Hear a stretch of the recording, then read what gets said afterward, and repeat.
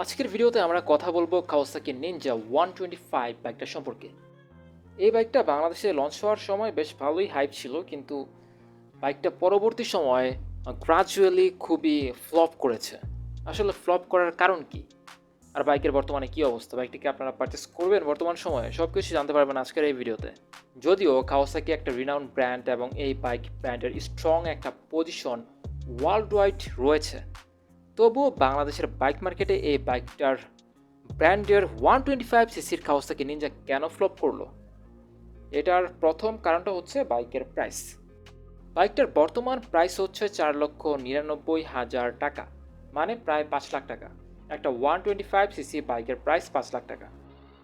যদিও বাইকটা 125 CC premium সেগমেন্টের একটা বাইক হওয়া সত্ত্বেও বাইকটাতে কিন্তু ডুয়াল চ্যানেল এবিএস ইউজ করা হয়নি। বাইকটাতে ইউজ করা হয়েছে সিঙ্গেল চ্যানেল এবিএস। বাইকের প্রাইস যেমন বেশি, বাইকের প্রাইসের পাশাপাশি বাইকের যে ফিচার্সগুলো সব কিছুই যদি খুব বেশি আপগ্রেড থাকতো, তাহলে মনে হয় বাইকটা খুব ভালো একটা লিডিং পজিশনে যেতে পারতো। যতটুকু সম্ভব খুব একটা বেশি কাছাকাছি সময় দুইটা বাইক ব্র্যান্ড বাংলাদেশের বাইক মার্কেটে এসেছে। একটা হচ্ছে কেটিএম আর একটা হচ্ছে কাওয়াসাকি। তবে ওই সময়টাতে কেটিএমের বাইকগুলো একটু বেশ ভালোই চলেছে। আর কাওয়াসাকির এই বাইকটা খুব একটা বেশি না চলার আরও একটা কারণ হচ্ছে বাইকটার লুকস, বাইকের ফ্রন্টের দিকের লুকসটা দেখতে অনেকটাই জিক্সার আগের ভার্সনটার মতো মনে হয়, জিক্সার এসএফ।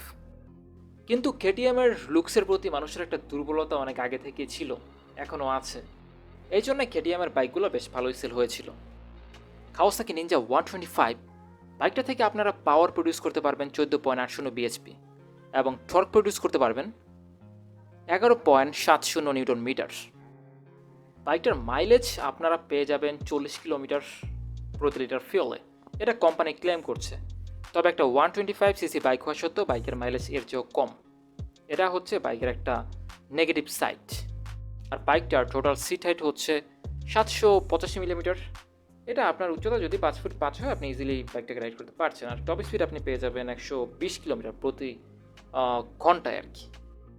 এছাড়া বাইকের ওজনটা একটা 125 সিসি বাইক হওয়া সত্ত্বেও বাইকের ওজন হচ্ছে একটা 150 সিসি বাইকের মতো, প্রায় সিমিলার। বাইকের ওয়েট হচ্ছে 148 কেজি, যেটা অনেক 150 সিসি বাইকও আমরা দেখতে পাই না।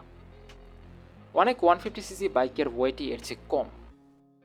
বর্তমানেও বাইকটা অনেক শোরুমেই অ্যাভেলেবল আছে, তবে এই বাইকের পার্টস নিয়ে অনেকের একটু সন্দেহ আছে বাইকের পার্টসগুলো পাওয়া যাবে কিনা, যেহেতু বাইকের সেল খুবই কম।